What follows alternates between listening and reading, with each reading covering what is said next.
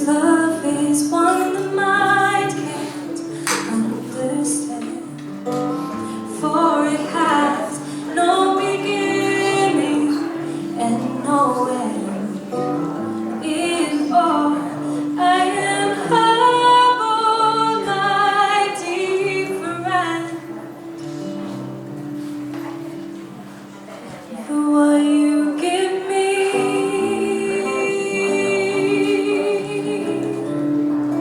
what you give me,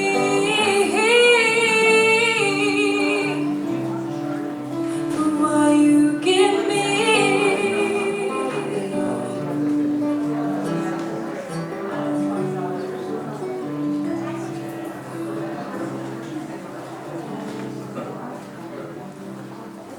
Your love is like the flowers blooming within.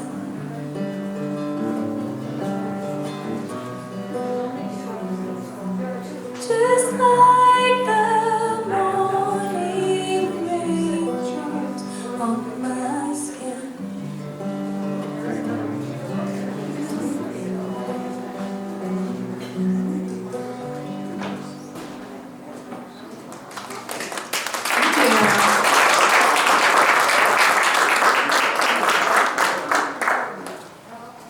How's everybody feeling? I feel really honored to be standing here right now. Go way back in the Vox Feminista days. And I was very young and learning a lot about myself, which I don't know, I feel like I'm always learning a lot about myself. So feel free to mingle still. I'm just singing. If you want to listen, you can listen. If you want to mingle, you can mingle. Okay.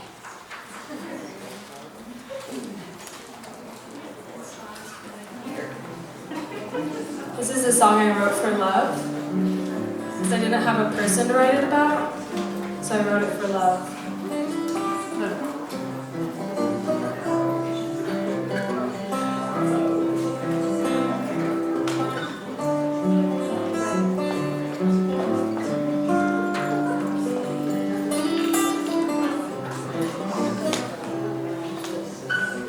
Sugar, sugar sweet,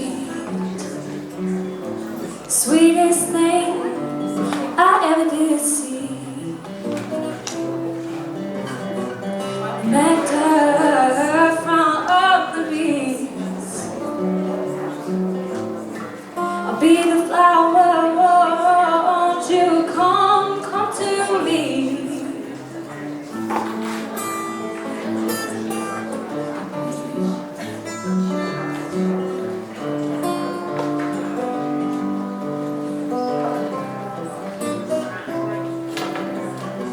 Sugar, oh, I said sugar sweet, yeah, yeah. Just one taste can set you free. And love is such a sweet thing. Don't have to be complicated.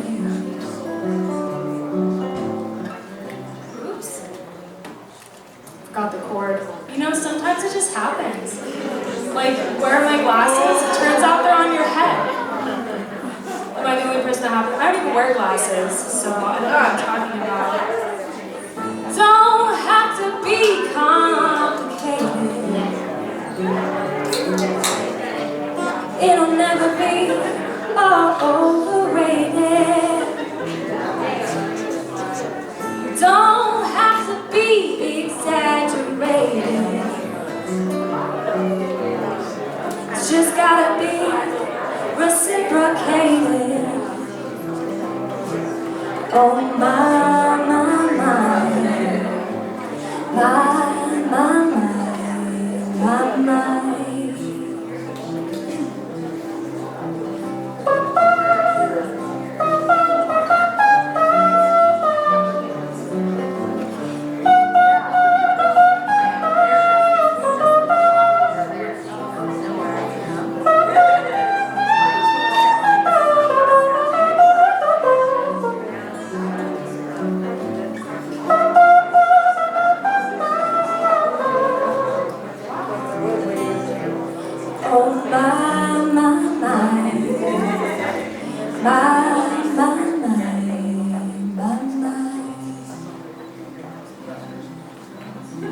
Sugar, oh sugar so sweet,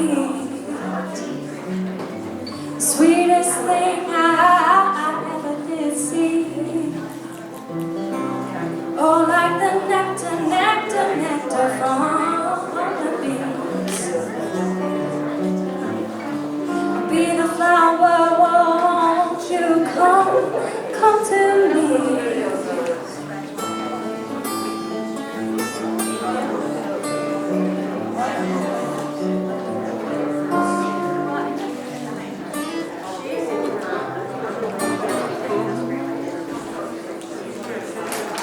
Yeah.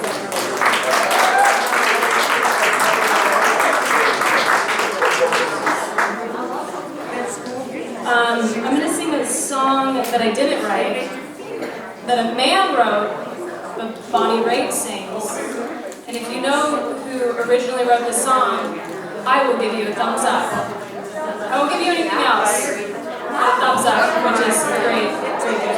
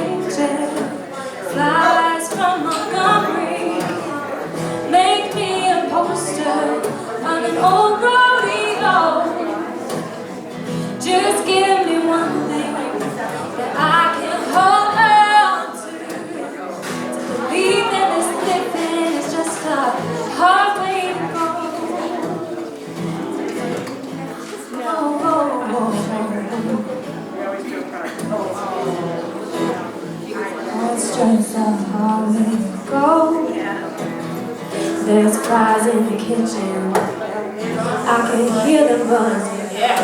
Sound effects.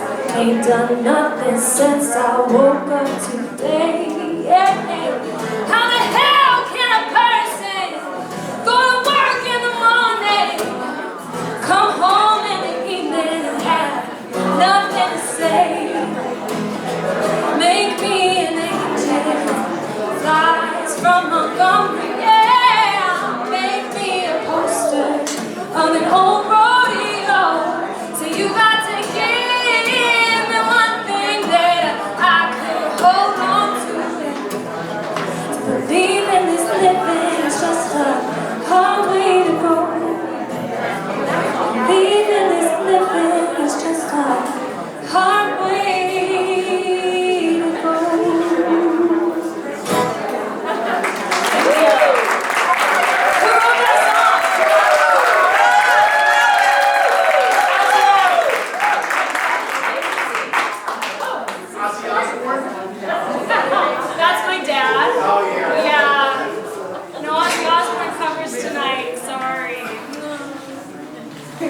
Let's see here.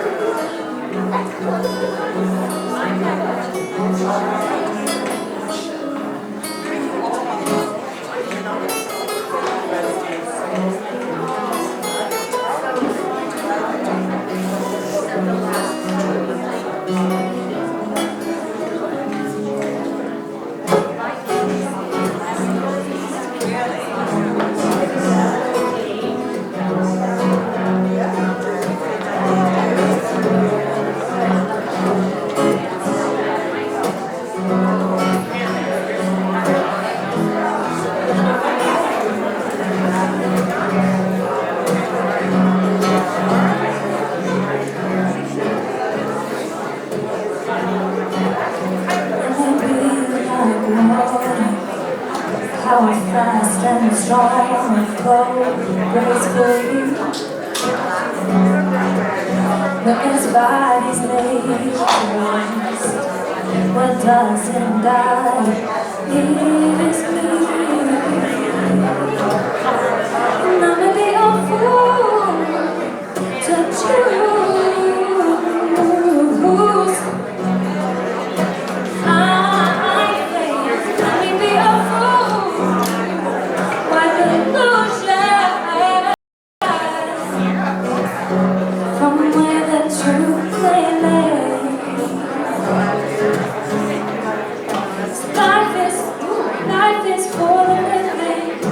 Death is for the day.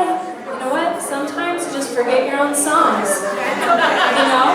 It just happens, and then you just talk about it. Just like any issue in any relationship. It happens, and then you talk about it. And if you don't talk about it, well, you should probably talk about it. But if you over-talk about it, it's always also kind of an issue. So we're going to talk about it the right amount, which means I'm going to stop talking about it and figure out the chords to myself. You know what? That's a great suggestion. I think we should talk about it.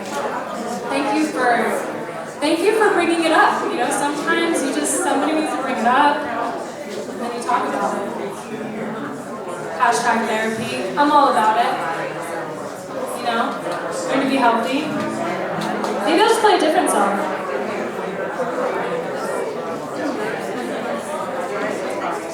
Play a lot of music, so I don't remember this song.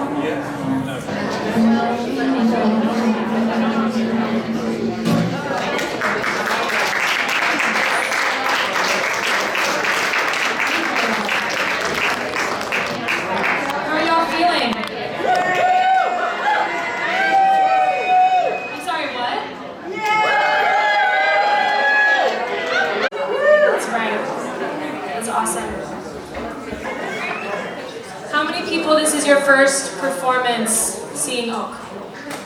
Yes, sweet. Yes, that's right. Good. You guys are holding it down. Well, welcome to all of you. I'm just kind of like trying to take up some time because I'm running out of my set list. So, just do them all again. That's a great suggestion. Okay, let's start from the beginning. We have a few more. They'll become our favorites. What? They'll become our favorites. Oh my gosh, repetition. And you'll know them too. Like if I quiz you, you'll nail it. You'll do a really good job. Repetition. It's a good way to learn. It really is.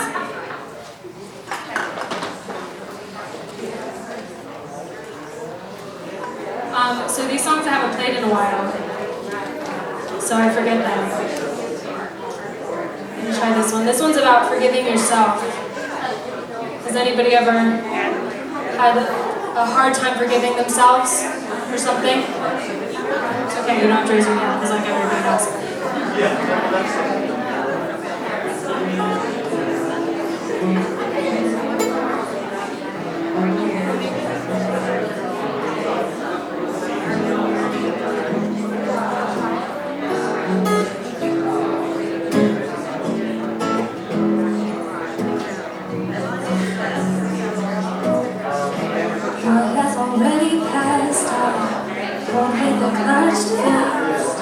Trying to hold sand, can't accept this fall.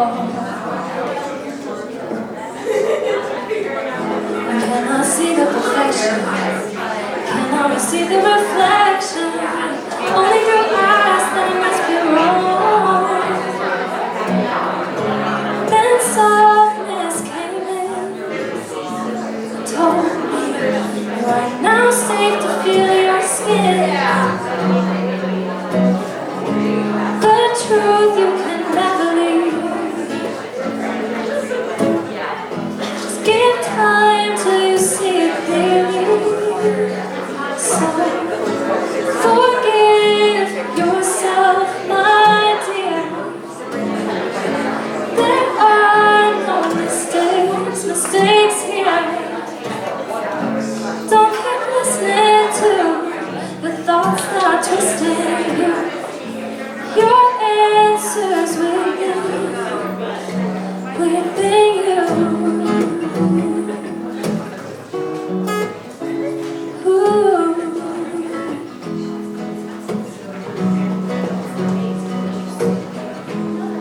Am I fighting for freedom?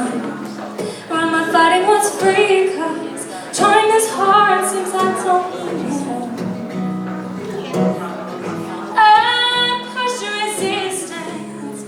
It's pushing me. Knows that truth is what sets me free. So don't bury your wounds, 'cause the medicine is in that too. Some things you can only go through. On the other side you will know you. So forgive yourself, my dear. 'Cause there are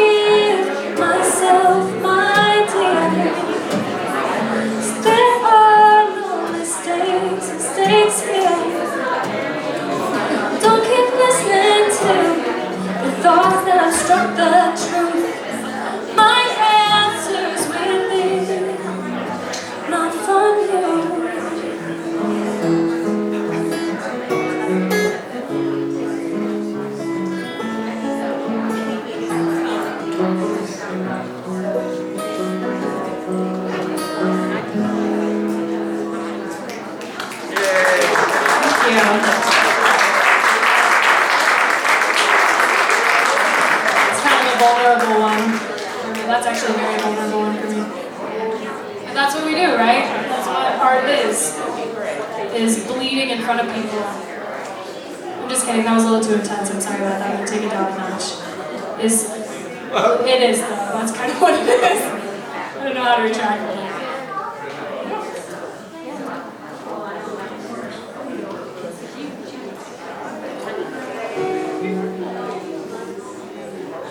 Ooh, we're getting close, you guys! Are you excited? Oh my god! Okay.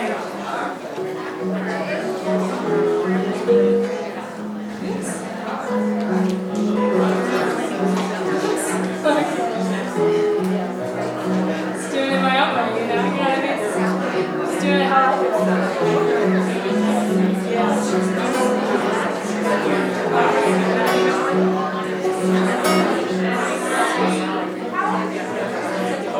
It is hard when it goes and kisses the leaves,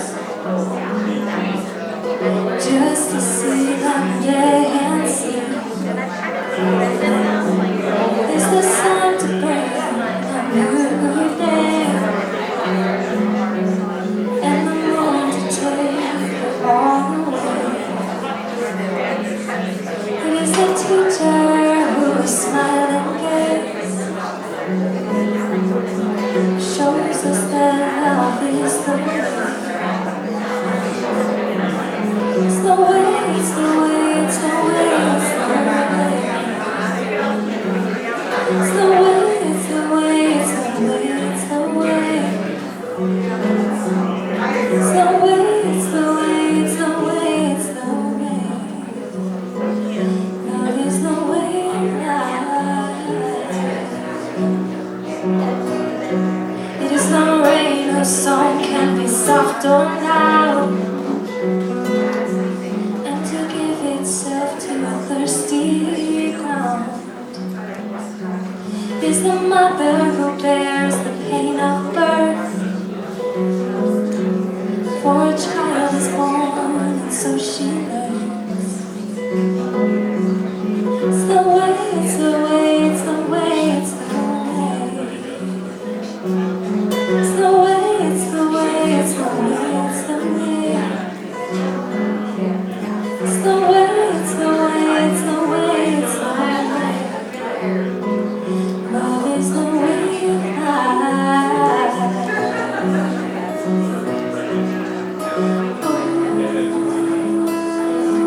Oh, child, don't be shy,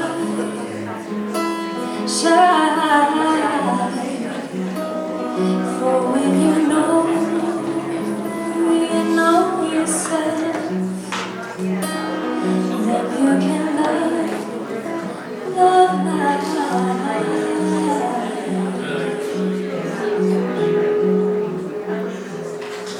It's the way, it's the way, it's the way, it's the way. It's the way, it's the way, it's the way, it's the way. It's the way, it's the way, it's the way, it's the way. Love is the way of life. It's the way, it's the way, it's the way, it's the way. It's the way, it's the way, it's the way, it's the way. It's the way, it's the way, it's the way, it's the way. Love is the way of life. Love is the way of life. Love is the way of life.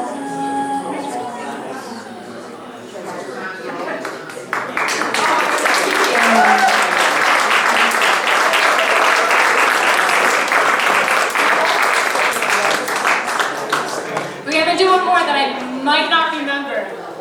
We have a theme here. This one I wrote for my dad. Are you laughing at that? It's like, I mean, yeah. It's about not going home. And it's a mindset. Okay.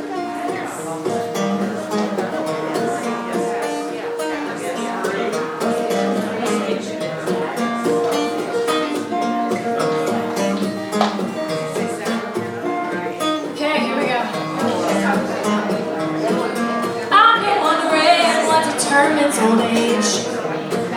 Is it a couple gray hairs or some wrinkles on your face? But you see, I think that we got it all wrong.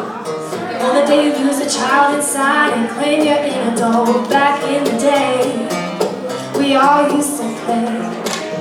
It was all fine. Back in the day, we all used to play. And that was alright. Oh, that's kind of hard. So I've been trying to learn from the wise. It seems like finger painting is a great mental exercise. And when I ask them of the meaning of life, well, my favorite response is a giggle as a reply. Back in the day, we all used to play. It was all fine. Back in the day, we all used to play. It was all right. Yeah, it was all right.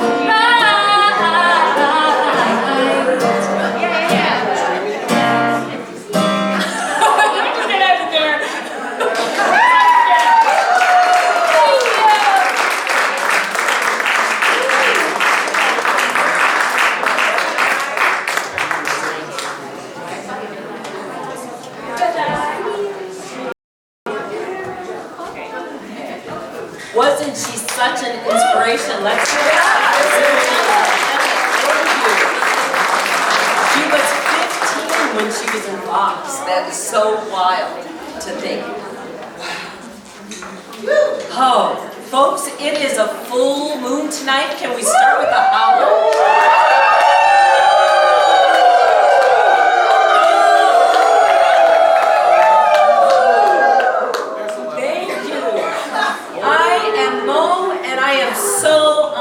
Proud to be here tonight to introduce to you the most amazing Oak Shazar. Yes, let's give it up. She has been a mentor, a teacher, a hard-ass wall for me sometimes. She's an amazing woman. She is so strong in her power. And like I said, I am honored to be here tonight. I'd like to start with a quote from her Muse, from a play written by Aeschylus, Agamemnon, and it's the character, or should I say the high priestess, Cassandra. Have I missed the mark, or, like a true archer, do I strike my quarry? Or am I a prophet of lies, a babbler from door to door? Oak has felt like that a lot. She pours her heart out about how she feels about the earth and the world and politics, and she just puts it out there. And I just want to give her an applaud for that right now, because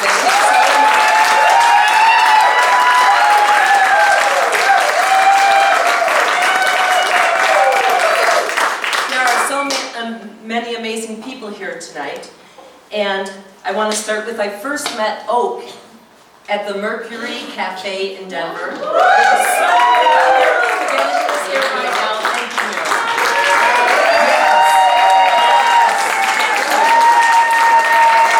And also I must say, I believe I met Miss Betty Ball also at the Mer Cafe.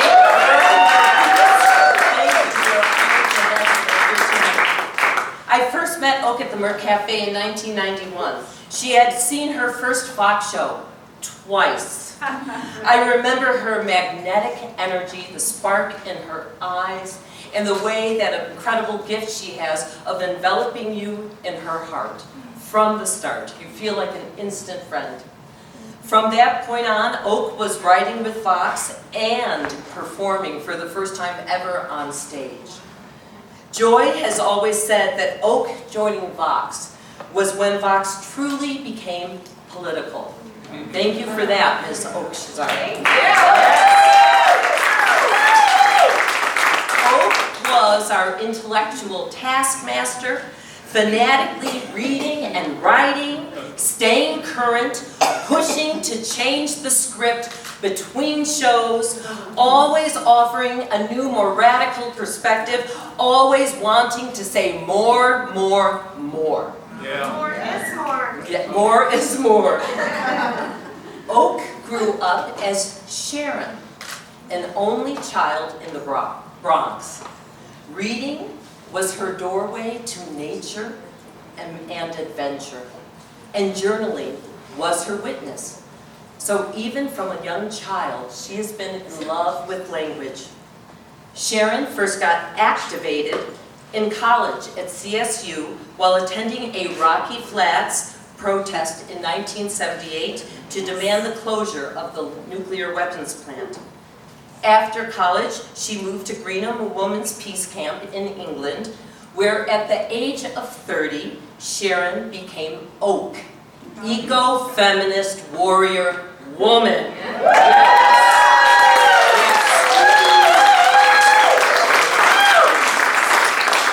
She lived in Greenham for 3 years and was arrested for peace 9 times. Yes! Oak then uprooted herself again and again, living on woman's land in New York, California, Oregon, and New Mexico, until finally planting her roots in the Rocky Mountains of Colorado. Yes! Where she found Vox and branched out into performance. Performance gives Oak the opportunity to shout out her wild feminist political perspectives to appreciation and applause. A much better option than being beaten and arrested, right? You see, like Cassandra, Oak Shazar bears witness. The truth teller of truths that no one wants to hear. Oak's desire is that her poetry and her stand-up comedy are even more than an education and entertainment, but also inspire you to a call to action. Oak Shazar is a scholar, a writer, a teacher, a mentor, a performance artist, and a political activist. She is a lover of trees and winged creatures and four-legged beings. She is a radical dyke and a very dear, outrageous person.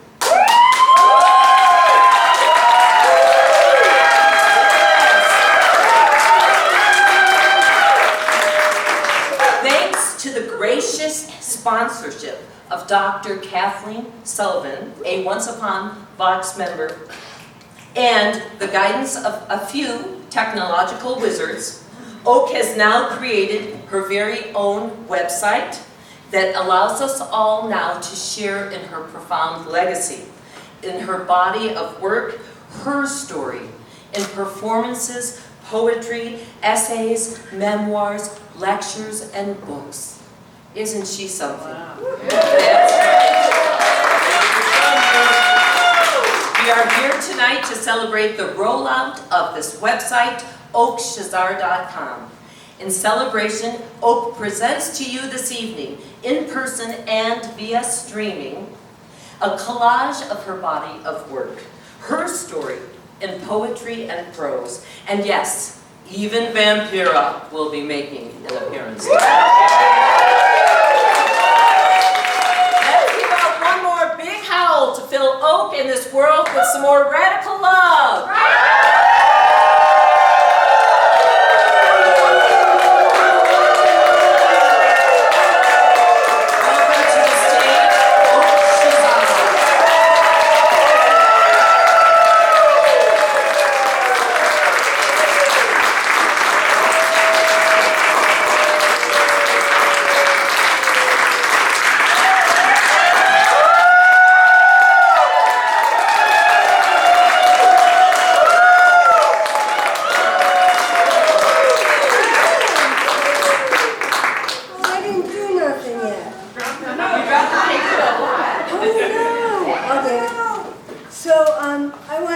Some stuff.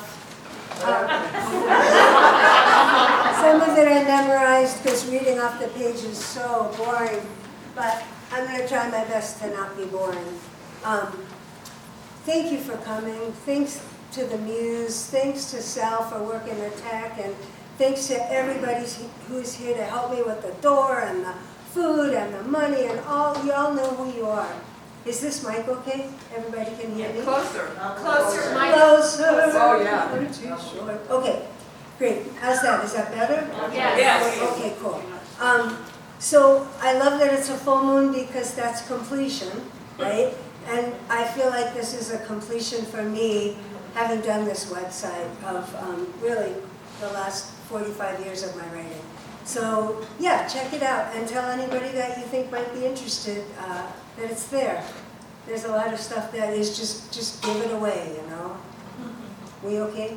What's the name of the website again? oakshazar.com. Org.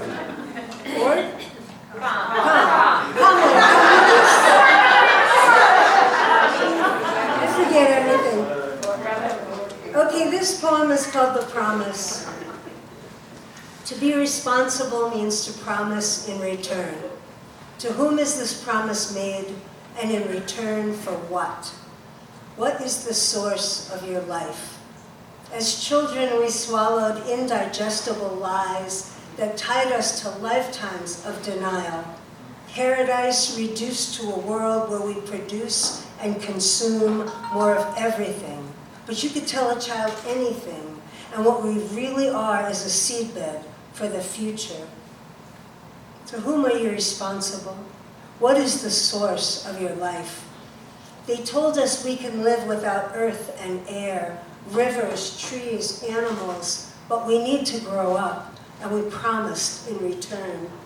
We'll learn to listen to other voices. The choice is ours. Can we sprout this stump to a tree of revolution?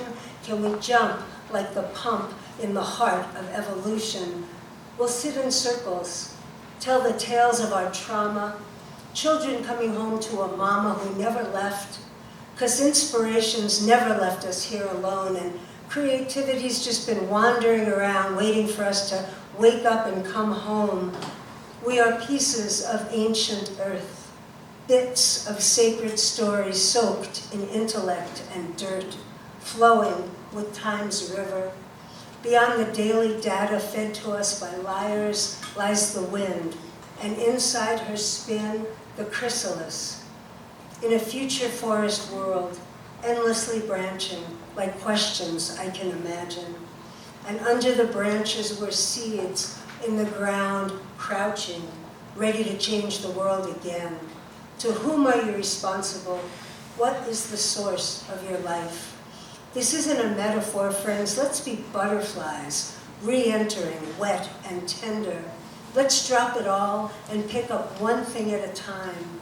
You can't do anything with your life that you can't first imagine in your mind. I'm not ready to bring down civilization, but I'm ready to imagine it. Let's walk away or stay and smash the state. Let's liberate grace with a fuse and a match. Let's hatch out in time to fall into fields of life and give back. We work from the fringes, from the fertile growing edges. We're shapeshifters turning from this lost and lonely shore. We are humans returning, and we're older than war.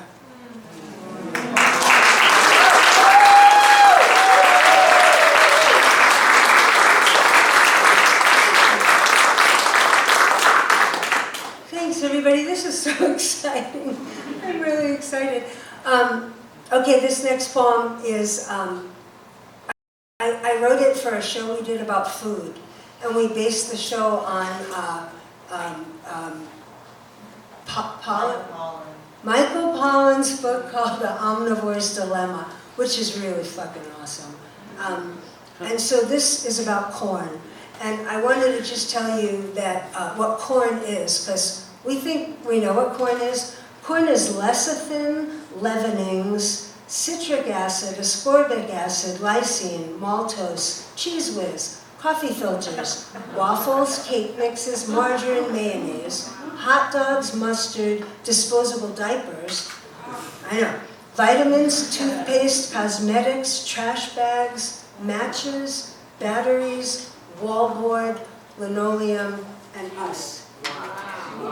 And more, there was a lot more. Anyway, this poem is called Pornography. The Mayan people believed they were made of corn. Through the storms of history, they prayed to the gift and the mystery whispered into the open ears of maize. Now their descendants buy Kraft instant corn flour that's GMO, and Walmart sells the most tortillas in Mexico, and the seeds are all patented by Monsanto. Meanwhile, on this side of the border, high fructose corn syrup rules our religious order. 10 million acres aching under the weight of corn syrup, a sacrifice to Coca-Cola. Our food pyramid keeps rolling over like dice on a craps table, betting our food security like crops under the combine of oil and soiled chemistry. We grow bigger with agribusiness, making trade agreements that are slave agreements. U.S. corn fired through the weapon of NAFTA, that final solution of those corporate bastards, our masters, in a world full of farmers smashed flat by the power of one. Conquest is done without guns these days, as corn conquers the earth in an industrial haze. In the whorehouse of free trade, the first task is prostituting all that surplus biomass. It's not just in the soda pop. Check out the meat. The USDA's plan is to shove as much corn as they can through the guts of the animals that we eat. Barcoded, irradiated, genetically amalgamated corn, the biotic army of one, replacing all others, mothers blinded by the plastic shine, infinite horizons of monoculture, a global homogenization. Now we've liberated food from nature. This corn was reborn of the machine, weaning us off real nutrition into a new cuisine. We're eating more of a single plant than life ever dreamed of. The food chain's tentacles are transcendentical, longer and less comprehensible, perishable, like instincts traded for antibiotics. We're sipping petroleum in a culture made neurotic, but it's time to get real. Because we're like cows in a feedlot laying in their own shit, and that shit served back to them bit by bit. We're like veal. We're like chickens and pigs squealing from the cages to the slaughter line, the last page of their miserable corn-stuffed life. You are what you eat. We stand in line, conquered by monotony. We eat what they throw in the trough. Numb to the cacophony, my people stumble along, pretending not to hear the pop, pop, pop of the stun gun song, and it comes down like a hammer right between the eyes, and we drown. And we act surprised like disease is a failure of medicine and not the heart of this heartless system that grades us all according to cuts and how well we fit as production units, trading poisons and patents, monopolies and cancer. Corn is laundering money for Cargill and ConAgra. But wherever you live, the sun falls for free and life turns itself into food for you willingly. It's all a garden we've been taught not to see. If we could tear down the walls and watch our food sheds disappearing, if we could tear ourselves away from the bright lights and the jingles that we're hearing, if we could starve the corporations in this fast food nation that have conquered the landscape and drained all imagination to trade the logic of nature for the logic of industry, we're going to see how it turns out that convenience was the enemy. And we don't know how to pray to food anymore. But my body is a temple to the pyramid of corn.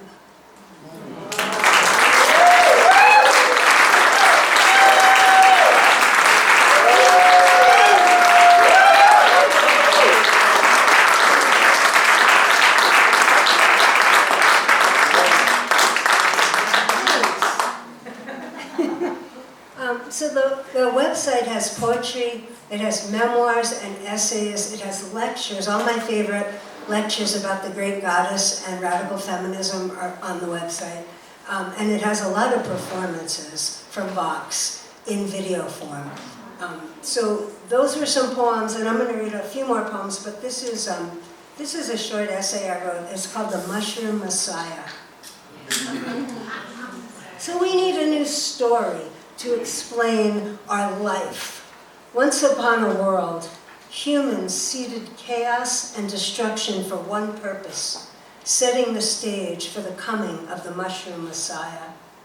We've always been just zombied ants, compelled by the likes of cordyceps, feeding a challenge to future worlds. But beneath all our edges, mushrooms root in ancient, sacred habitation of the underground.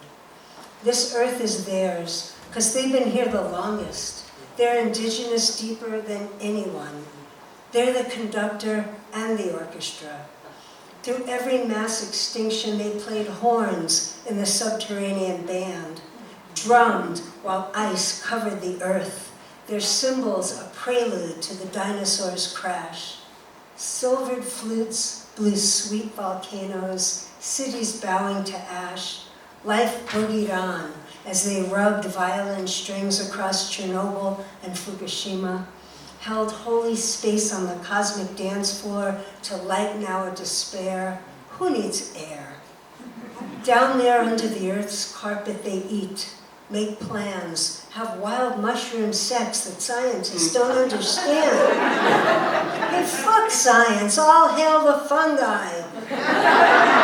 Scarfing at the archaeological edges, forming fabulous alliances, feeding forests forever, slow chanting as Tuvan throat singers, their sacred words, or what passes for words, sliding out of the space that passes for mouths.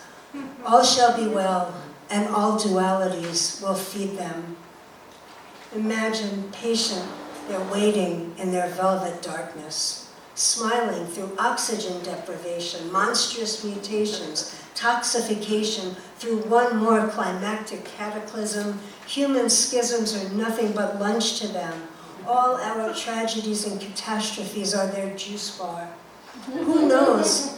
Who knows where they came from or where they're going? Just call them mother and trust that this is way deeper than we are. Prepare your hearts, friends, for a brighter cycle, the saga of all our dramas metabolizing. Life waits for our final act, by and by our own hand, bye-bye.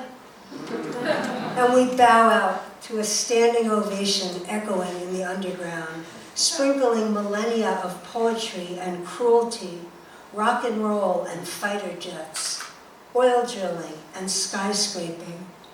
Once upon a time, there was a vast, silent, and invisible being, and no religions are made in its image. Their temple is a tiny tracing of beads threaded through galaxies and stars without end. Once upon the time, life goes on, stubborn in silken, cosmic alchemy, gifting the earth with forests and babies made from garbage and greed. No karma, no hell. Only this smooth tube of digestion sliding out the next amazing thing. All our consequences, food for the oldest mother. Wonderful and terrible. Assimilation and annihilation. The mushroom messiah. Some wait with open hearts to be taken down.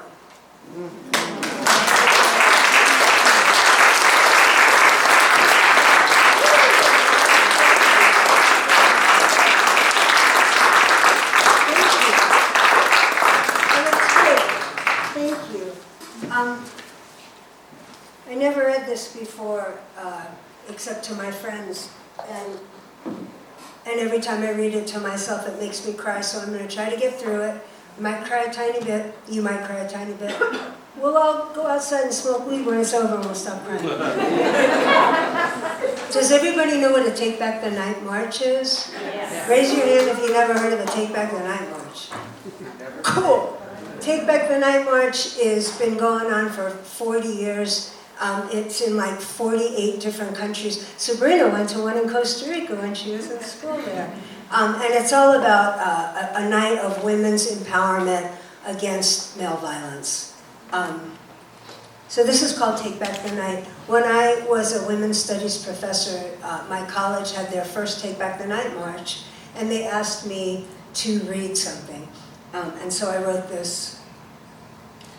My mother always told me not to go out alone at night, not to wear short skirts or go to parties without parents there, not to leave the shades open, not even a crack. I thought she was paranoid. I didn't know then that just because you're anxious doesn't mean they weren't also out to destroy you. My mother's father was a monster. He incested her and me and her sister and all my girl cousins, and he brutalized his wife. He was told by his world that we were his possessions, and she never told me any of this because she'd forgotten. As if a fine cloth had wiped away something that happened to her body from something that happened to her mind. At the age of 79, she remembered incest in therapy, but not the perpetrator. 5 months ago, my mother passed away. In the process of her dying, she fell through the ice of her lifelong secret. Trapped in a 3-day-long nightmare, she called out from her tiny, nice nursing home bed, "Papa, no, no, Papa, no." It was just her and me in that tiny cell together, and my father pretending to sleep, and her father deeply present, possibly the most solid energy in the room. And "No, Papa, no" was her metronome, her mantra for 3 days and nights. While I tried to hold her tight, tried to winch her out of the ice water, tried to vaporize his ghostly presence. She was 94 years old. She lay there semi-conscious, her tiny face a fist that couldn't hit, her bared teeth fierce, and her hands fluttering like wild birds that had gotten trapped inside the breath of that space. Nurses and aides moved through the room, moved her body, moved around me where I knelt, frozen and weeping for 3 days. And I lay with her in that narrow bed and I whispered in her good ear for hours, spilling tears on her pillow, "Mama, let's go. Mama, we can leave right now. We can just walk out that door, I've got you." But I couldn't find her. "Mama, whatever's happening, you're safe, I'm with you. Let's go, I'm right behind you. I'm right behind you." But I had ceased to register on her radar, I was gone.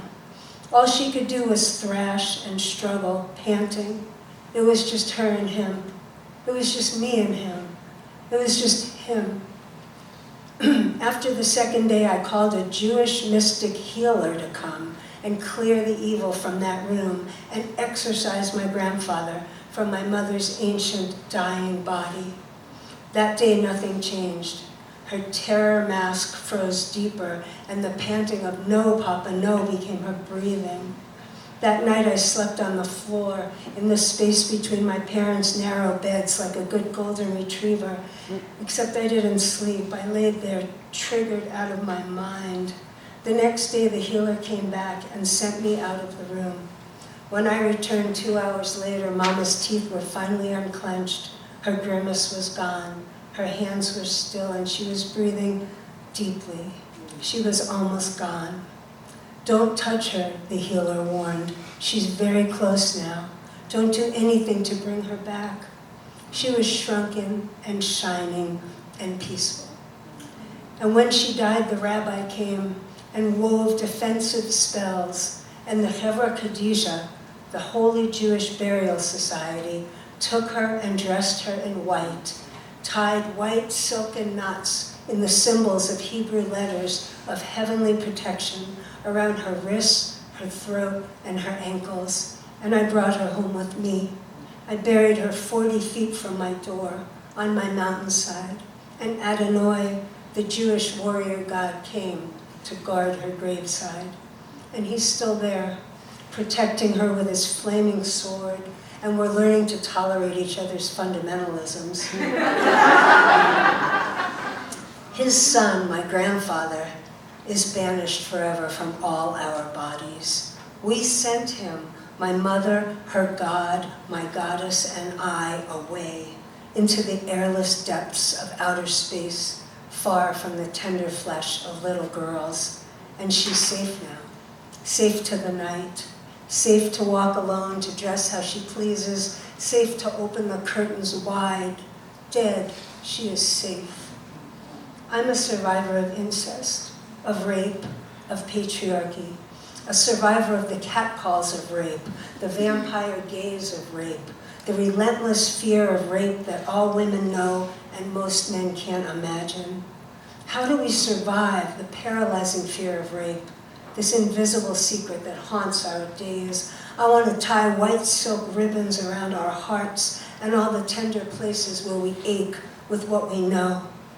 Last year I was invited on International Women's Day to speak on a panel about rape. This was on a morning call-in show, a radio show at our local member-supported station, KGMU. It was a call-in show. There were 5 women. The moderator began with some data, the numbers of women who are raped, girls who are incested. When it was my turn, I addressed that passive sentence constructor like a good English teacher. Women are raped. Women are battered. There's a blank space there where the agent should be, as if rape just falls out of the sky and crushes you. Who's raping all these women? Women are raped by men, I said. Men rape women. The panel talked for another 30 minutes about the culture of rape. Afterwards, the phone lines lit up, and the first 9 calls were from men who were furious at me for saying that men rape women, who were outraged that I had upset their morning coffee or their yoga or whatever the fuck with the obvious.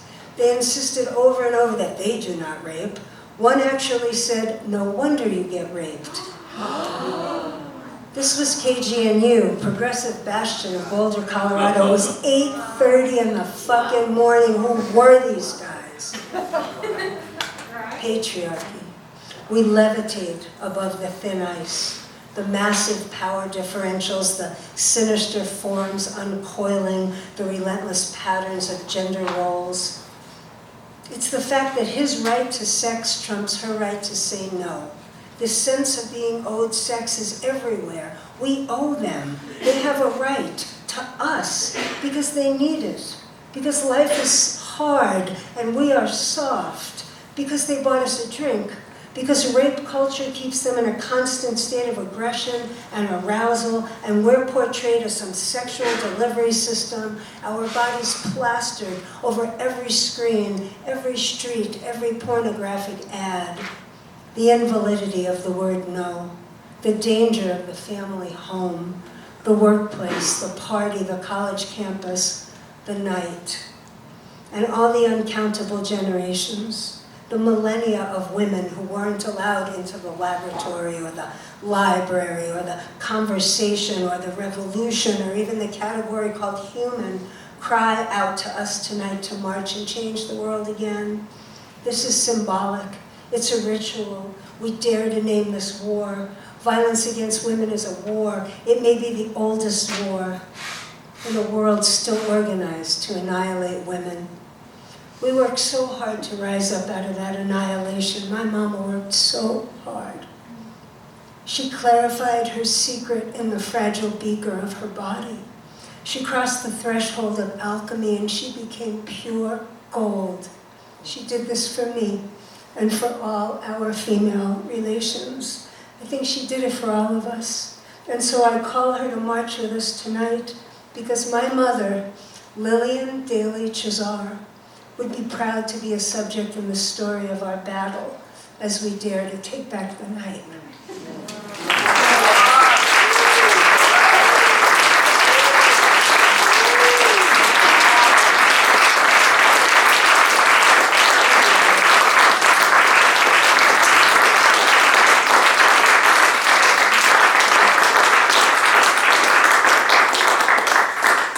Well, that wasn't fun. Thank you. Thanks so much.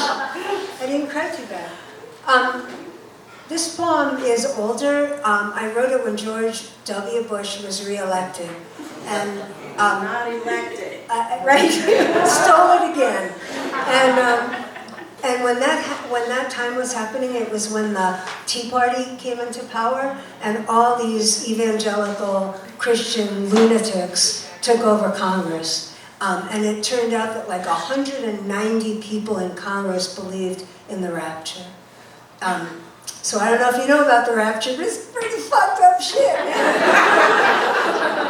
So I wrote this poem, it's called The Rapture. In the beginning there was relation. In the end there's fear and separation. Just the toll our soul takes, it's the shaking away from the only God there ever was, the mother God, nature. Patriarchy makes us hate her, declares war on earth, calls us sinners from birth. Divided and blinded, we stumble unminding past all the extinctions required by the eye in the sky. Religion, filling the till. Religion, killing free will until we believe the lies and the bribes that God is a guy. And heaven is all he wants us to want, so every day he deepens the spell of hell down here. If this patriarchy ain't hell, it's the lobby or nearer. Glass houses of megachurches hurling stones, evangelicals droning at suburban clones, SUVs in parking lots lined up like tombstones, worshiping outer space where heaven waits to annihilate earth. We live in an anti-Renaissance, the final act of imperialism, jism, all over the body spread out on the rack, spasms like a long, slow heart attack, the great mother who's starting to attack us back. She birthed us and fed us throughout the green vastness of time. Ecstasy's wet nurse, she opened her purse of DNA molecules, fabulous rituals for 1,000,000 seasons. She planted 1,000,000,000 reasons for life to live. She was making time. She was working out her slow, unwinding solution, tossing out fossils way before mankind's pollution. And, oh, what? You don't believe in evolution? The Father God says don't believe in evolution, or the Great Mother, or our relation to others. I say this myth of yours is the source of all the misery, brothers. You're wasting my time. And I'd rather spend it wasting your machines. I waste them in vindication of the goddess and nature and time. Wasting your Humvees, your suburban dreams, your surveillance satellites, your urban blight. Wasting your war mind in defense of evolutionary time. Once upon biological epics of time, deathless star breath inhabited every cell, told us we are mollusks and chlorophyll, iron and carbon, memories of wilderness, and not the machines of his perverse uterus. We are, I'm so sorry, I really have this. We are here Thank you, now. thank you. Right, great. Before the wars, the book that lied tried telling us that we are at the center, that man alone entered, arm in arm with God, entered armed with God, entered paradise prepared to open fire on green life's desire just to live, to open fire on time, to fire time. You think this is the end times? Fuck you, maybe this is the end of your time ruling our minds. You, who stride alone beside God, raping nature for the profit of the prophets of this empire that fires time, denies evolution, erases biology, its tentacles identical to every violent terrorist act. Changing the sex of God is the first fact that brackets the horror house of history. His story. We and the earth are sick to death of his story. Shake us awake.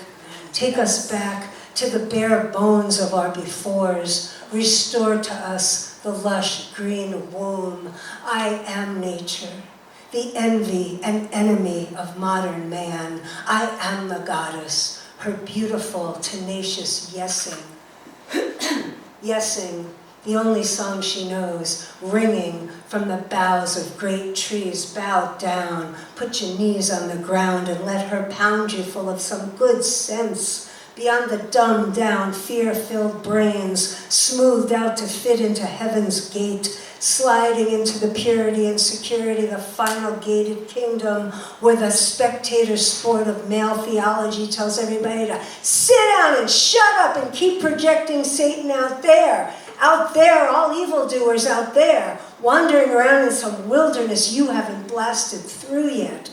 And I don't want your approval. I want removal from the world of good Christian men who batter Christian wives, who rape Christian children, whose big worldview is limited due to the bullet-shattered windows of Humvees they stare through.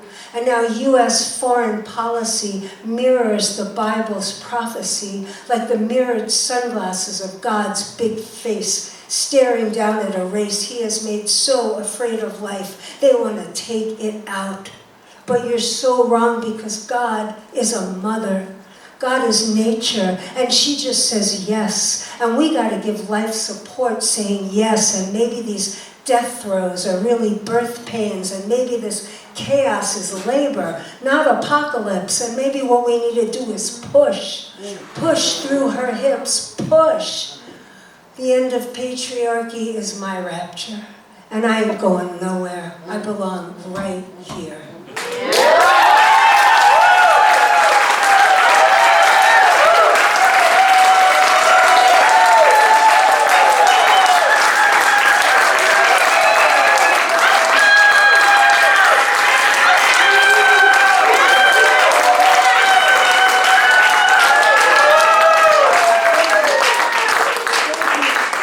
I'm going to read one more because Joy told me I should read this one to end. Joy's the boss of you.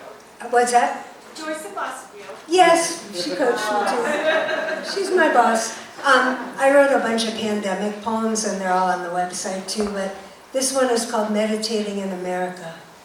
And I've been meditating a lot, and sometimes I listen to meditation tapes. So the voice in this poem goes between the very calm meditation tapes and me. And it starts with the very calm. Just be a passenger of the breath, taking you on a long, winding journey down the hills of the rising inhale and the valleys of the falling exhale. Stories of suffering break my breath. Today in New York City, a person dies every 4 minutes.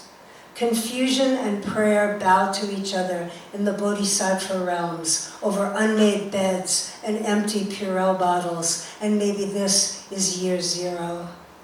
Dismembered by our memories of touch, we're watching Netflix on the couch, and there's people in crowds and people on airplanes and people shoved together, and we're shouting, "No! Don't touch them!" There are dolphins on Facebook in Venetian canals. There are mountain lions prowling the daylight streets of Boulder. The air is transformed by the quiet cars, but the sirens scream constantly in New York City. The only sound of human life is our dyingness. Inhale light into your bones. Exhale, sending blessings through your body. Thoughts of people dying alone shreds me. I read there are no longer funerals. Funereal practices were evidence of human civilizations. And the children, taught to fear touch, all contact with surfaces with others, like all relating is going to kill them. Inhale the horror of teaching children such fear. Exhale my mind. Meditating today, my mind an open sky, a smile of loving kindness. I prayed for Trump to die, to take all his supporters with him. I let go of the thought,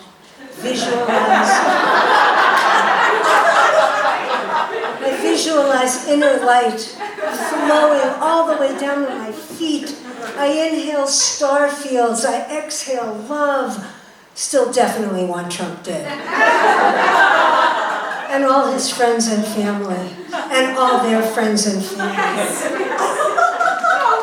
I practice inner observing. Make of my breath an anchor.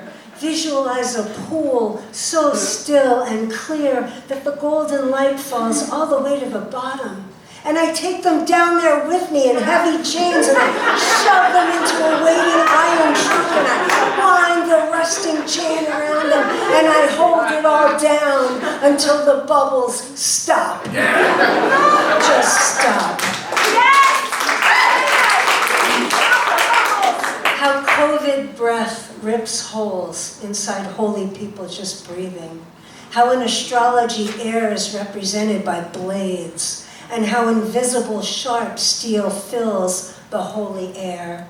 How we breathe, darting through flashing swords and spears and small paring knives and machetes, life blasting out 1 billion blades a second and slashing us down one by one. Every 4 minutes in New York City, another human being dies. The sirens scream through my meditation 2,000 miles away. Yesterday, Trump tested all the oil executives before meeting with them. All men who meet with him are tested instantly, magically, because this fuck won't wear a mask. None of us can get these tests, not even healthcare workers that are exposed and die, you fucking rich pricks! Enter the bowl of vastness. Quiet ecstasy is there. Come on, don't you want quiet ecstasy? The rich are stuffing their pockets while New York City dies. Will Jeff Bezos be the last human being standing? Will we ever connect again without Mark Zuckerberg's permission? In ICUs, the ventilators hiss incessantly, like pods lined up, incubating something terrible. Flow like the ocean wave onto the shore. Life will never be the same again, and let it float away.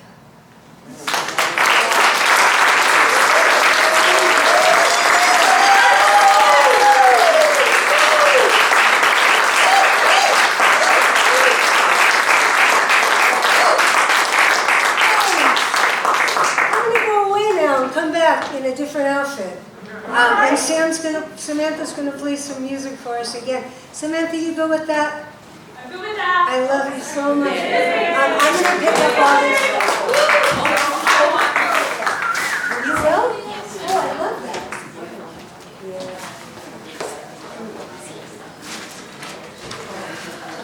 Thanks, everybody.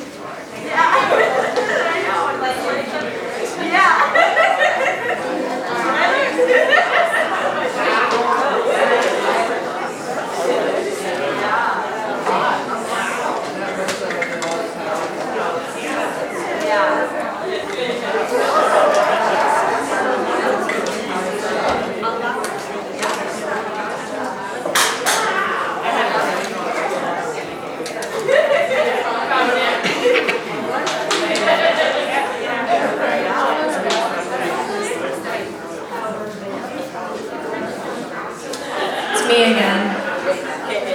I'm back.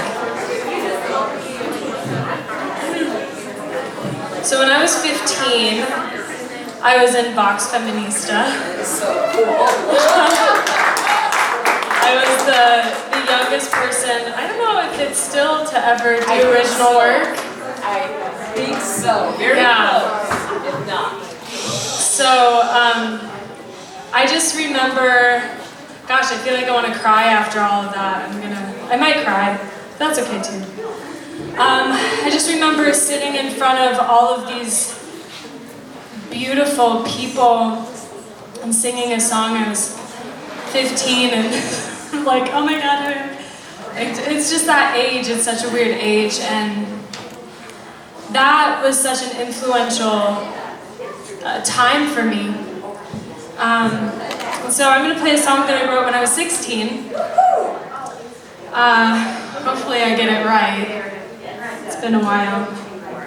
And just as a tribute to that and how I was influenced, it's called Robot Girl. Let's see what we've got here.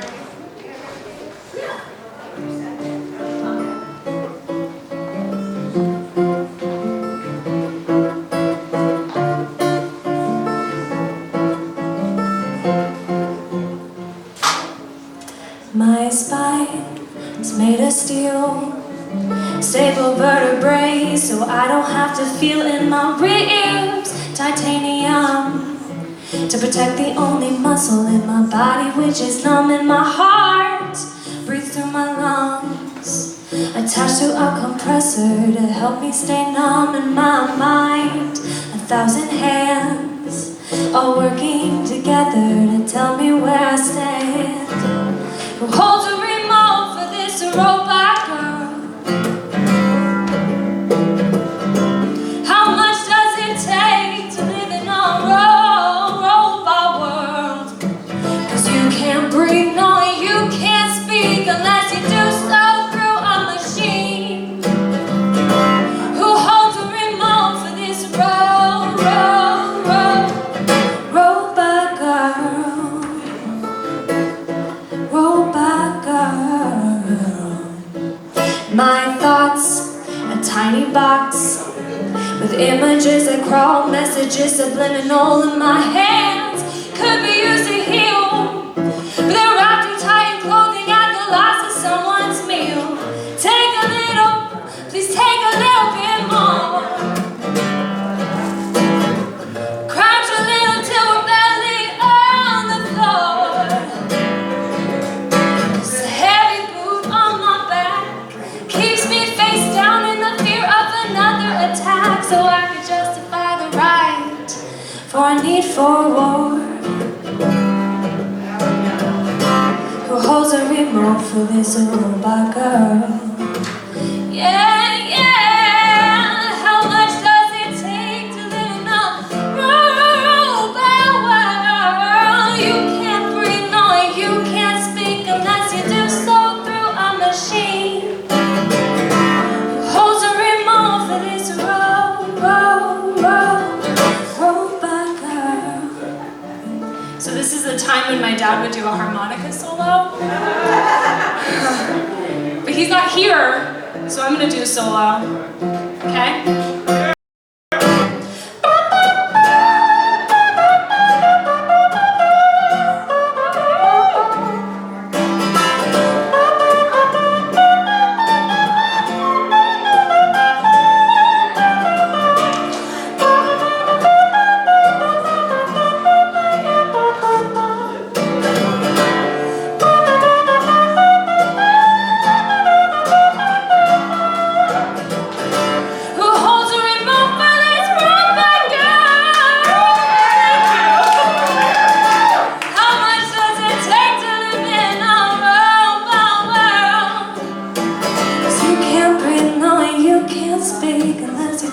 So through a machine. Holds a remote for this robot girl.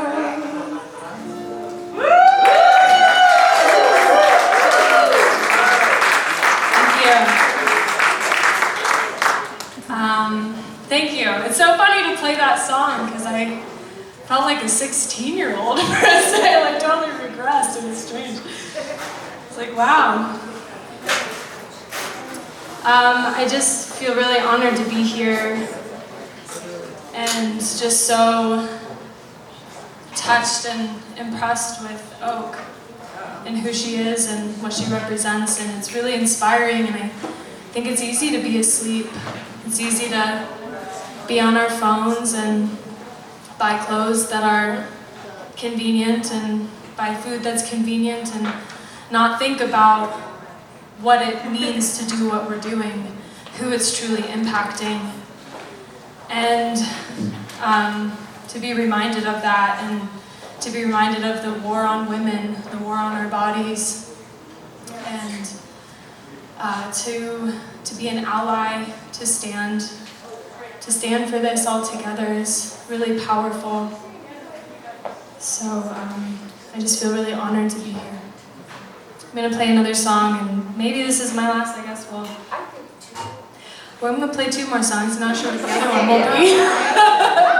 Maybe I'll just talk. We'll figure it out together.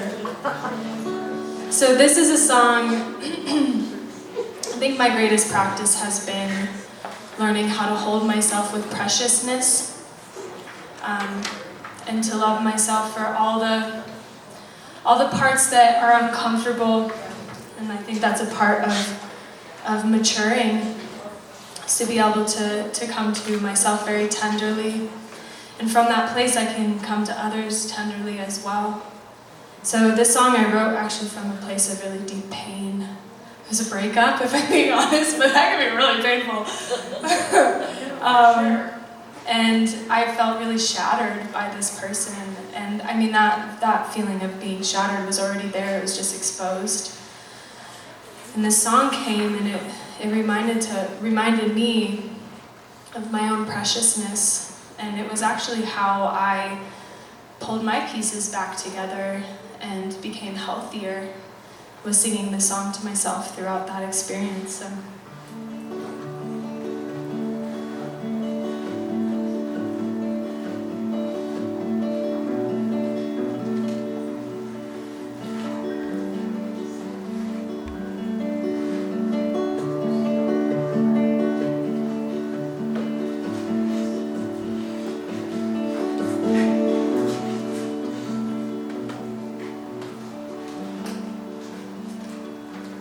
I dreamed of honor, I dreamed of love,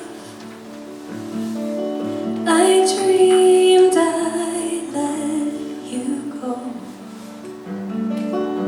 I dreamed of the nighttime, I dreamed of the sun, I dreamed of the old black crow.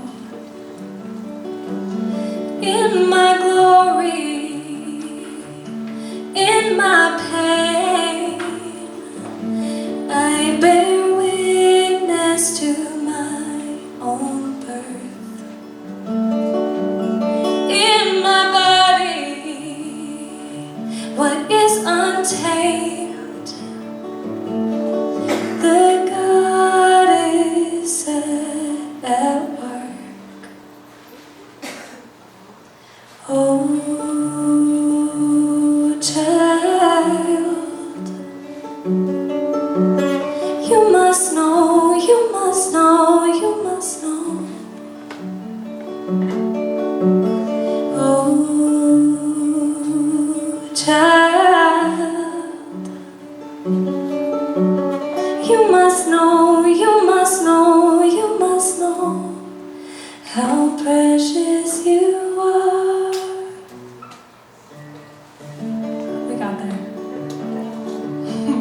Sometimes you have to hit the wrong notes to know where the right ones are.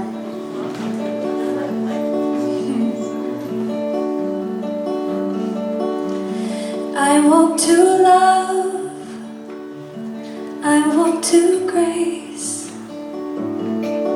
I woke to my own heart, I woke to teardrops left like the dew, the morning after dark. In the sorrow, in the joy, in the emptiness of God, in the laughter, the heartbreak is the beauty that makes us. Oh, child, you must know, you must know, you must know. Oh, child, you must know, you must know, you must know how precious you are.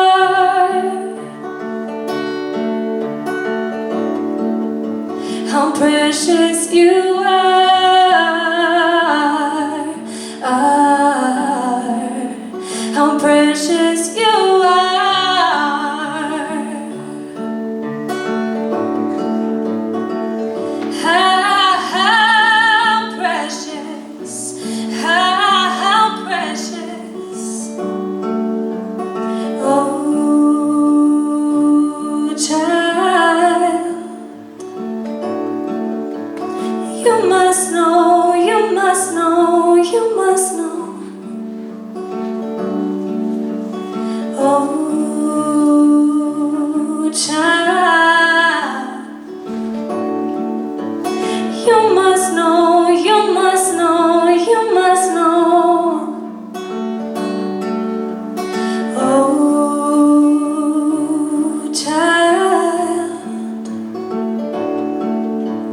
you must know, you must know, you must know.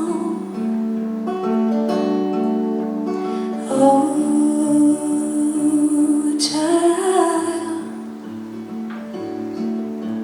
you must know, you must know, you must know how precious you are,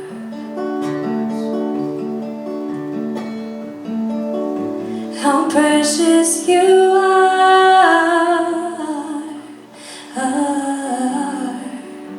how precious you are,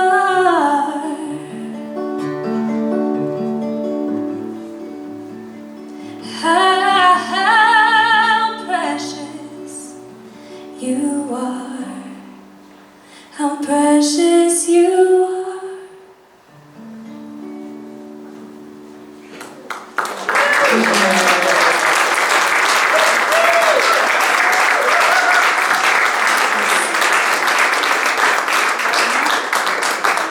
Okay, I'm gonna play a song that I think 99% of you will know.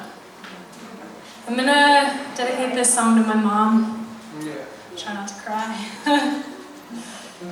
This was one of her favorite songs.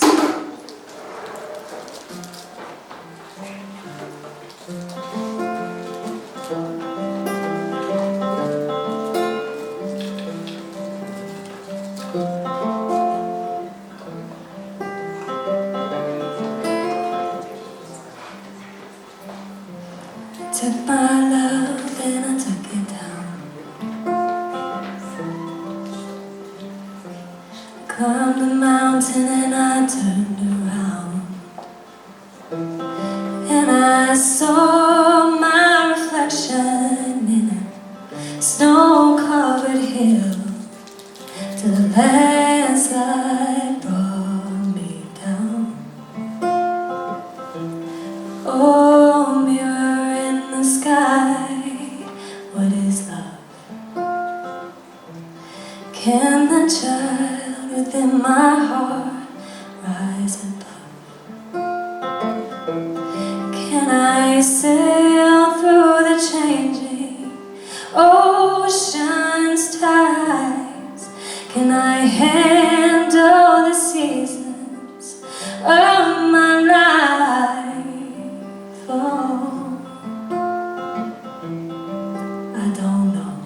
How true is that? Oh, I don't know. Well, I've been afraid of changing, 'cause I build my life around you. But time makes you bolder, even children get older. I'm getting older too. So I take this love and I take it down. Climb the mountain and you turn around, and if you see my reflection in the snow-covered hills, the landslide brought you down. And if you see my reflection in the snow-covered hills, the landslide will bring you down. Oh, the landslide will bring you down. Thank you. Who wrote that song? Thank you so much.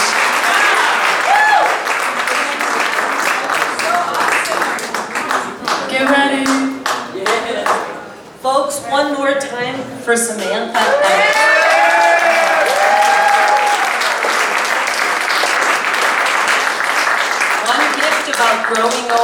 watching young people grow up is so amazing. It's so beautiful. Anyway, now to kick your ass and introduce to you, I'm sure you all know, Oak's other half, her sexier half, her sassier half, her kick-ass half, Vampira with a Y.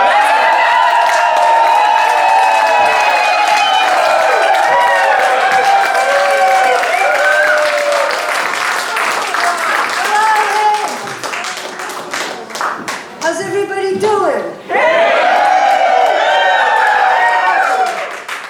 I am Vampira, the Empire Slayer. And I'm here to bring you a wail from the wilderness. And also to bitch a little bit. Just a little bit. Hey, you know how at the end of a fireworks display, they just shoot everything off at once? Boom, boom, boom, boom. That's how it is right now to be alive in the world. It's like COVID, QAnon, fascism, Ukraine, climate change, nuclear war. All that's going to be left when the dust settles from this shit over a failed civilization is that Baby Shark song. Baby Shark, do do do do. Baby Shark, do do do do. I love that song. So I will be your rage coach this evening. Because, and I think you will all agree with me, the left could use a little raging up. Rage is wonderful. It's like wasabi, wakes you right up. It's awesome, and it gives us energy. Depression just makes you sleep. You can't even get up. But rage, you just want to burn shit to the ground, and I'm about that. All that. Rage coaching is just like anger management. Except it's the opposite. It's apathy management. But here we are. We survived the trembling 20s, or at least we're in the third year, so we shouldn't get too cocky, but it was a murder-suicide plot that was trying to kill us, and we made it through the other side. And I love this re-entry. I love seeing so many naked faces. I love that you can see my naked face, and I'm fine. As long as nobody exhales. So if you need to breathe out, would you mind just it going in the parking lot? For those of you who still feel the need to stay 6 feet away from other people, I totally get that. And I have a great strategy for how to do that. So just carry a clipboard everywhere you go. And ask every person you encounter if they have a few minutes to save the environment. You will have nothing but space. Dance and kick out and But we're feeling pretty confident. We're like, it's over. It's never gonna be over. It's over.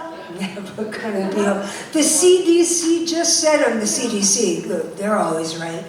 They just said, it's not over until there's a lull.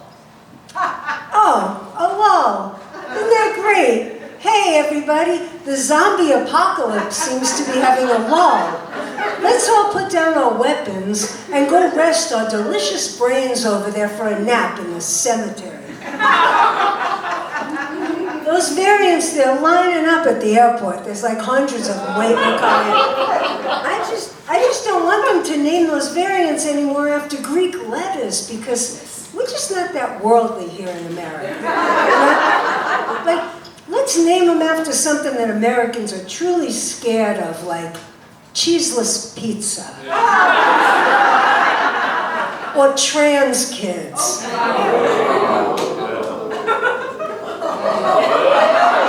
love trans kids. Yeah. My best friends are trans kids. Raise your hand if you've had COVID. Oh my God. Raise your hand if you haven't had COVID. Look at how fucking healthy we are. All right. That's awesome. So the last few years, this whole COVID thing, it's been such a trip, right? And mostly it's been a trip because I've been tripping my ass off on mushrooms, which is a really good way. Just get through it, man. Whatever it takes. It was like 2 years that felt like 1,000 years, but was really one long day. Remember? And the CDC, again, they told us that if we just shelter in place for 6 weeks, this shit will be over. Well, they were wrong. That was adorable. But then there was that first struggle for the toilet paper. The great toilet paper wars of spring 2020. And there was a lot going on in spring 2020. Toilet paper was definitely not our '1 concern. But you know, it might have been #2.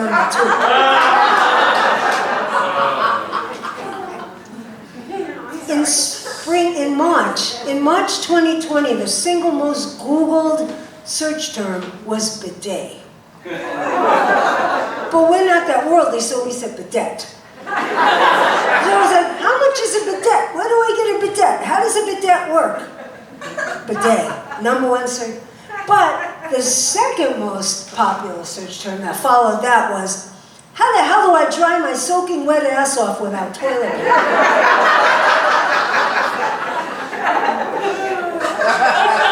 I still don't know. I live in the mountains and I'm tripping a lot, so I don't know what I tried to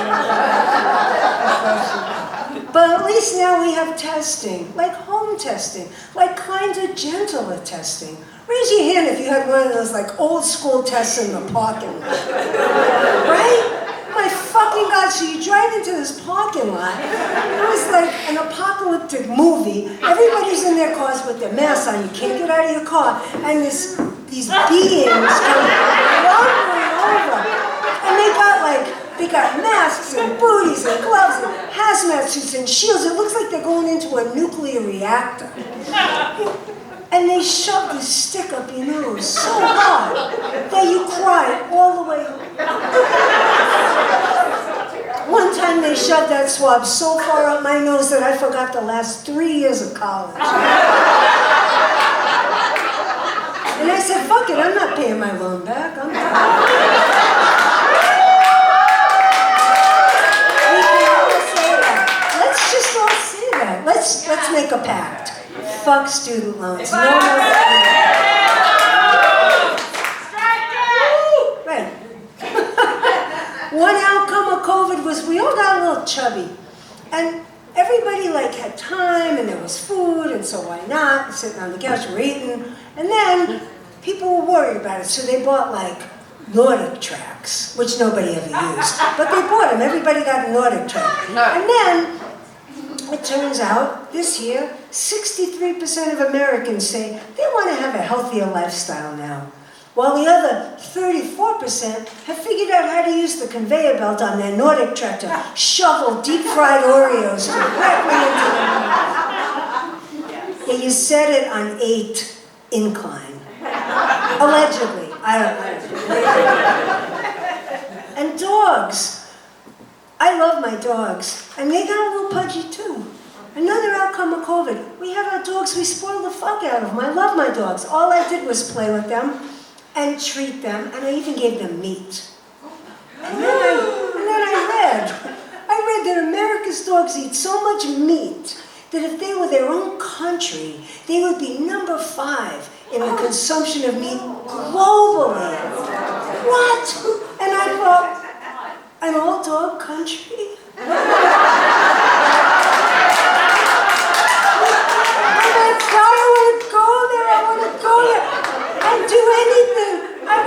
I would submit to their strict immigration process and let them sniff my butt.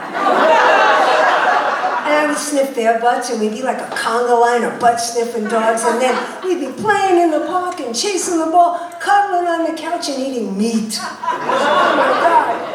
I even updated my passport so I could go there, and I tried to look as much like a dog in the picture as I could. They don't let you smile anymore, but they let you do this.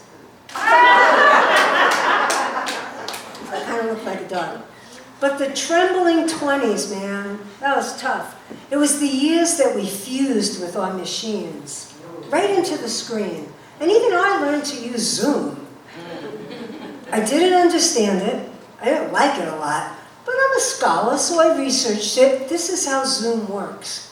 When you log on to Zoom, a high-intensity ray comes out of your computer and tears your body into pieces at the cellular level. Molecules and cells, and it's all over, man, and then they bundle you up and they send you into outer space, to cyberspace, which is actually another planet. And then when you land, you are grafted back together, piece by piece, molecule by molecule, and there is nowhere to pee in any of this. So you're back together, but you're really small. And then they paste you into this little square. With all these other people pasted into all these little squares, and everybody looks a little bit like they have to pee, and a little bit concerned as well. And then shit gets weird. Then it's like a seance. It's like, Alice, Alice, we hear you. Alice, but we can't see you. Can you see us, Alice?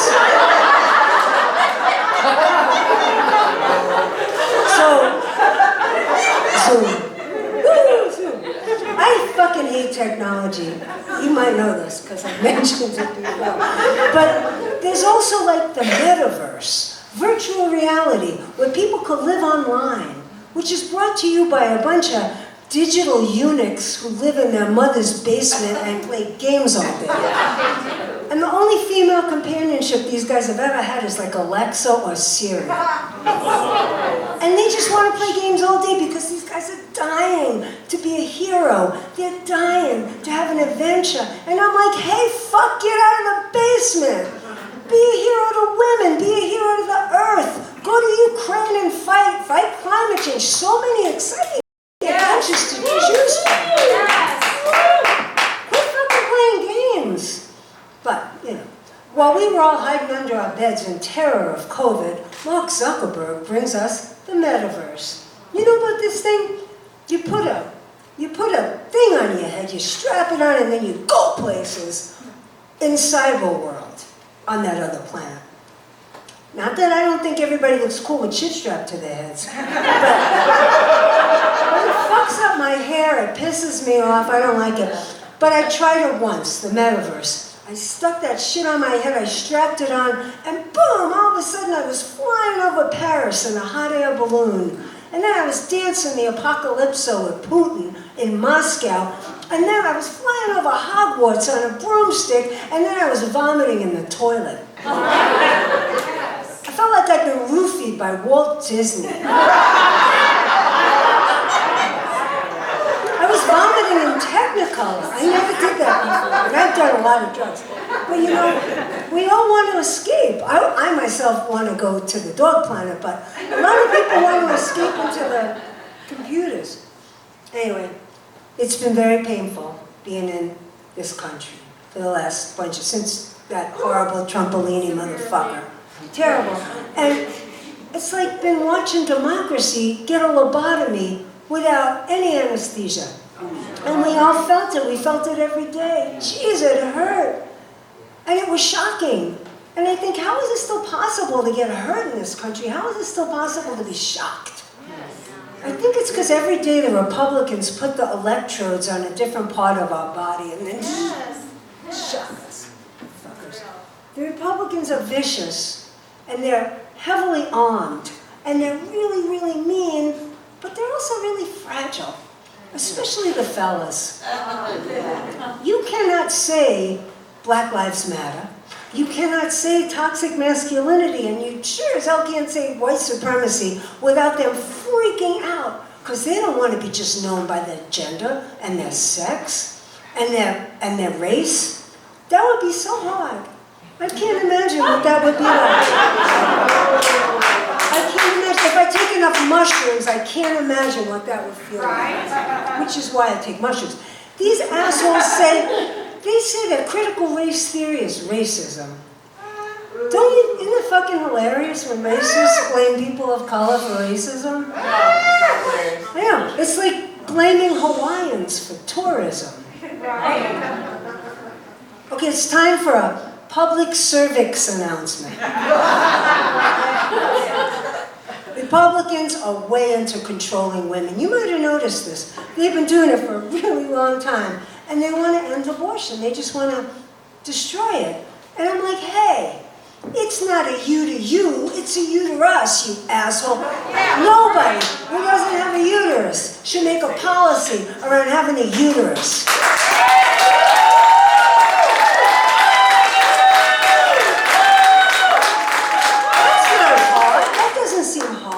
You know what? Get back to me when you can make an egg, Senator. Right? Senator. May the fetus you save be a gay revolutionary.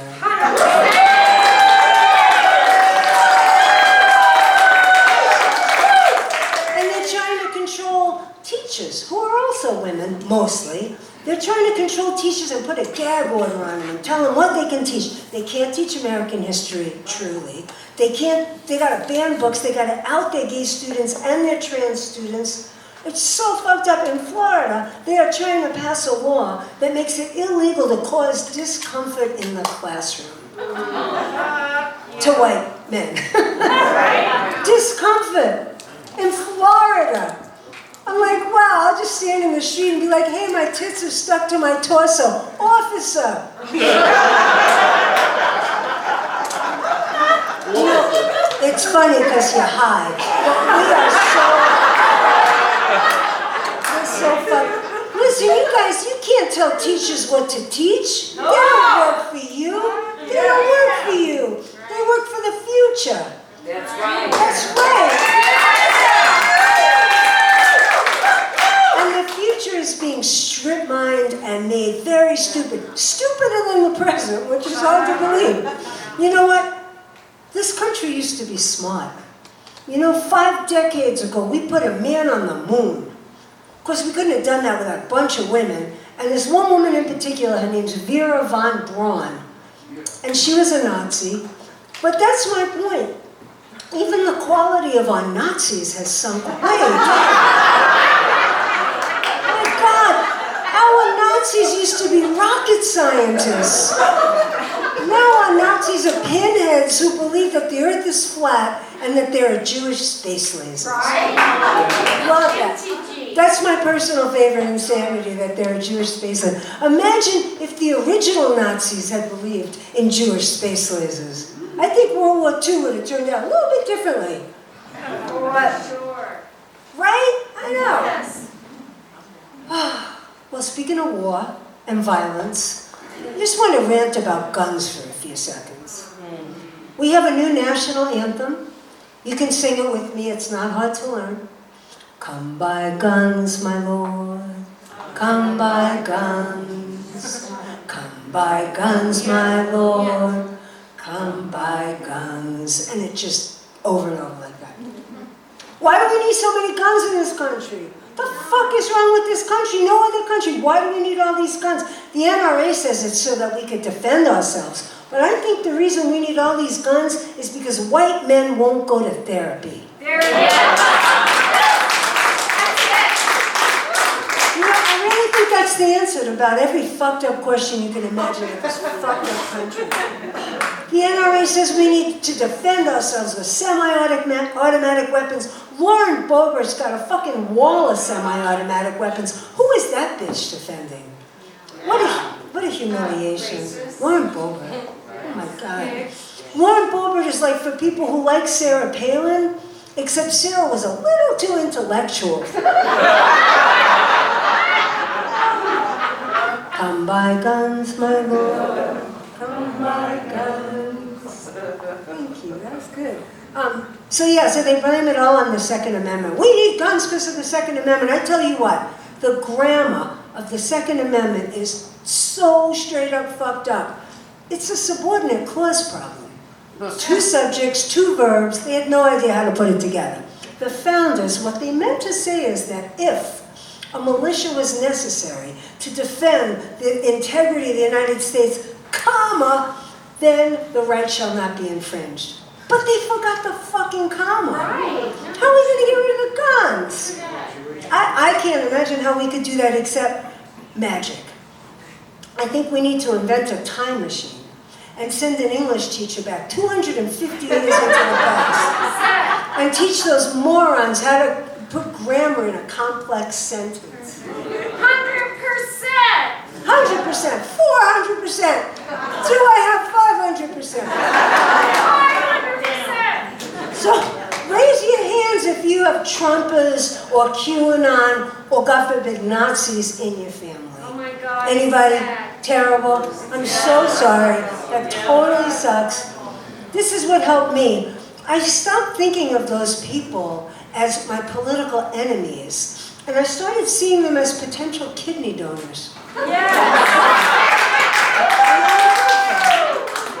That was super helpful. So I would like to share that with you. That one's free. And all these Nazis and QAnon motherfuckers, they're Christians. They all say that they're Christians. How the hell can you be a Christian and a capitalist? How can you be a Christian and a Republican? Like at all. You know, they had to build a whole new Jesus. We got two Americas, we got two Jesuses.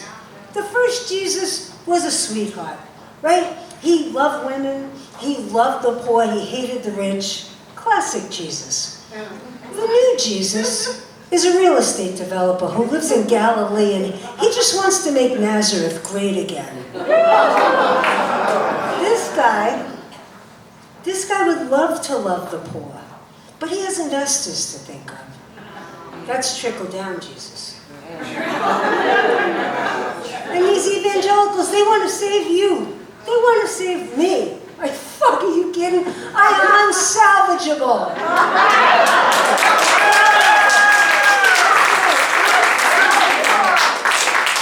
God, they can't save me. They can't even find me because I am in the Jehovah's Witness protection. They think going to church puts God right on their side. I say, hey, if going to church makes you a Christian, does going to your garage make you a car? That's just a question. Anybody knows the answer, just tell me. And this is what I think. I think I should make a deal with these guys. Here's my deal. Don't pray in my school, and I won't think in your church. Because they're stupid. These evangelicals are so stupid. They don't believe in evolution. They think Adam and Eve rode dinosaurs to church. They really don't believe in any of it. 62% of Republicans polled don't believe in evolution. That's a lot of people. 62% of Republicans. But on the other hand, only 5% of monkeys believe in Republicans. So. I want someone to invent a pot vaporizer that's hooked up to the internet. And then anytime one of these QAnon fucks tweets something, a calming cloud of pot smoke comes right on your piss, right there. Wonderful, that's what we need.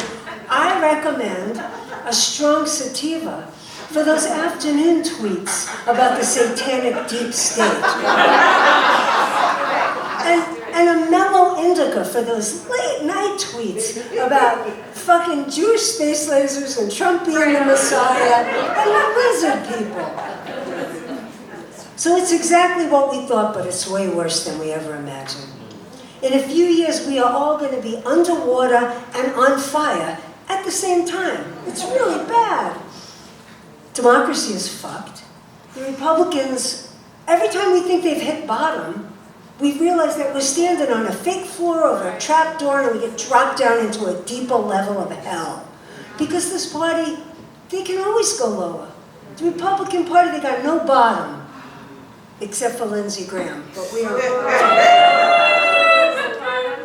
And this red state, blue state bullshit, they say it's a culture war, but culture war's not new. There's been a culture war as long as there's been patriarchy, right? The witch hunts were a culture war. The fucking Old Testament is like a chronicle of a culture war against people that worship the goddess. Right? Red state, blue state thing. It's like we fight all the time. It's like a bad relationship.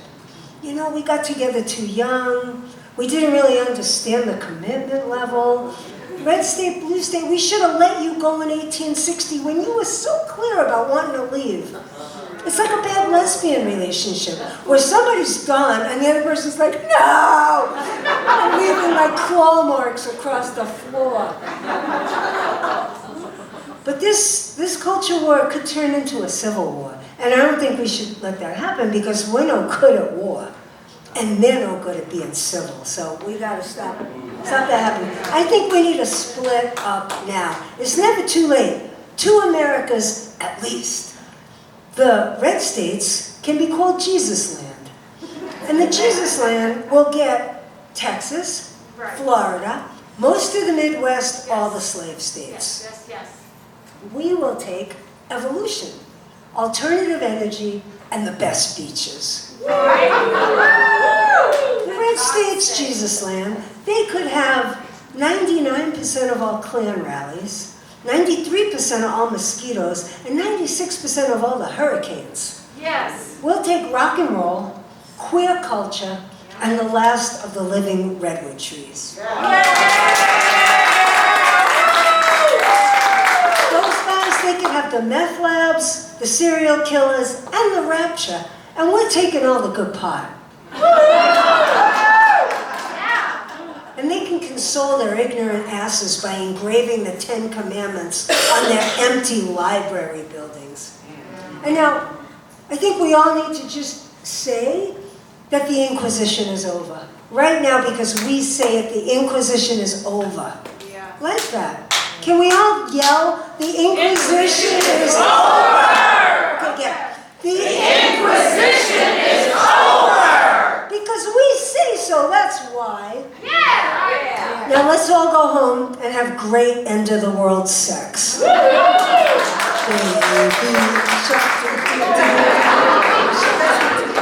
Thank you.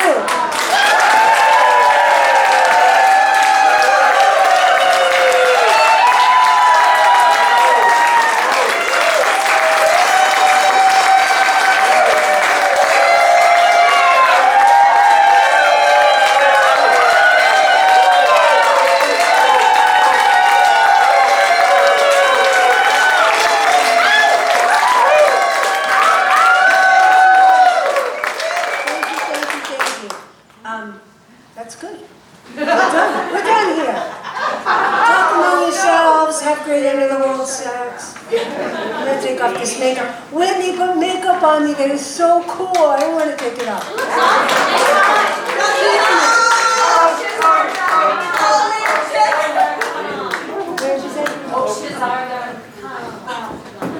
OakShazar.com. Check it out. There are 9 Vampira videos on there, so yeah. Thanks, you guys.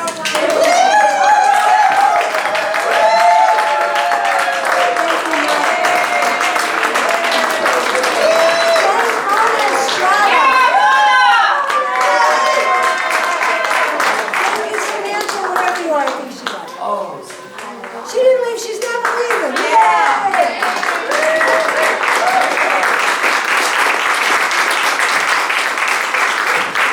Oh, hey, if anybody wants to buy a book, I have a few books for sale, and I'm going to sell them out of the back of my car in the parking lot. This is how I roll. Okay.